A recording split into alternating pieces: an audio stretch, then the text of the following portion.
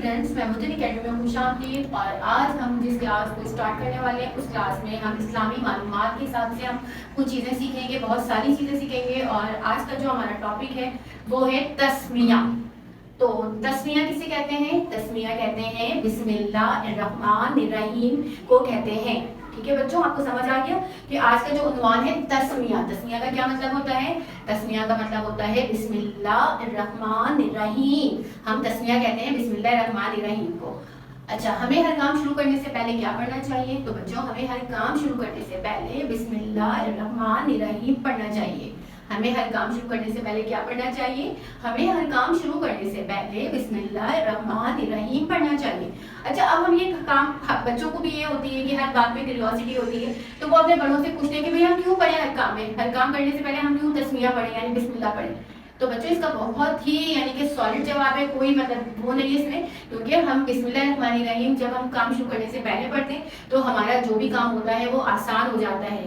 بسم اللہ الرحمن الرحیم پڑھنے سے ہمارا ہر کام کیسے ہو جاتا ہے؟ آسان ہو جاتا ہے، اور ہمارے ہر کام میں اللہ تعالیٰ کی برکت شامل ہو جاتی ہے. تو سمجھ میں آئی آپ لوگوں کو کتنی، یعنی کہ ہم نے آج کتنی معلومات والی بات سیکھی ہے. تسمیہ، تسمیہ کا مطلب کیا ہے؟ تسمیہ کا مطلب بسم اللہ الرحمن الرحیم ہے، اور ہمیں ہر کام شروع کرنے سے پہلے بسم اللہ الرحمن الرحیم پڑھنا چاہیے. اور ہم بسم اللہ الرحمن الرحیم پڑھتے ہیں تو ہمارا ہر کام آسان ہو جاتا ہے اور اس میں برکت شامل ہو جاتی ہے اللہ تعالیٰ کی. تو اب ہم کسی اور کلاس میں کسی اور نئے ٹاپک کے ساتھ ملیں گے.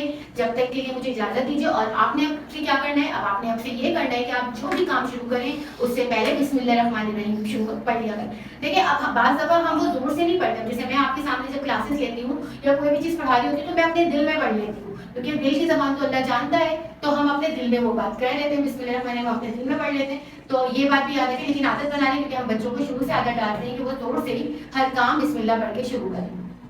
تو آپ نے اپنی عادت بنا لینی ہے اور بالکل نہیں بھولنا ہے. اب ہم نئی کلاس میں ایک نئے ٹاپک کے ساتھ ملیں گے. جب تک کے لیے مجھے اجازت دیجیے. اپنا بہت سارا خیال رکھیے گا، لیکن آپ بالکل نہیں بھولیں گے ویڈیو کو لائک کرنا، شیئر کرنا اور چینل کو سبسکرائب کرنا. اور اس کے ساتھ ساتھ مجھے اجازت دیجیے. اللہ حافظ.